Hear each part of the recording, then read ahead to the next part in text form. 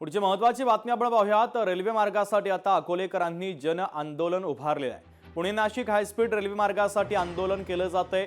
Railway मूळ निश्चित मार्गाने जावी अशी मागणी देखील आता अकोलेकरांनी केलेली आहे आणि या संदर्भात भव्य मोर्चा देखील काढण्यात आलाय। रेल्वे मार्गासाठी आता अकोलेकर आक्रमक झाल्याचं देखील आज पाहायला मिळालं।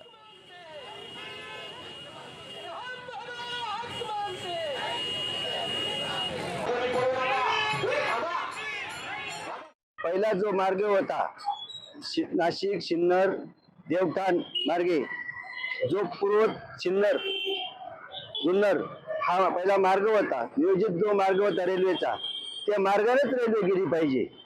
अकोला तालुका दुर्गम असल्यामुळे अकोला तालुक्याला इतर सुविधा नाही। त्या महाराष्ट्र राज्याच्या नकाशावर हे अकोला तालुका आलं पाहिजे आणि अकोला तालुक्यातूनच ही रेल्वे गेली पाहिजे, हे आमच्या तमाम अकोले तालुक्याच्या जनतेच्या इच्छा आहे।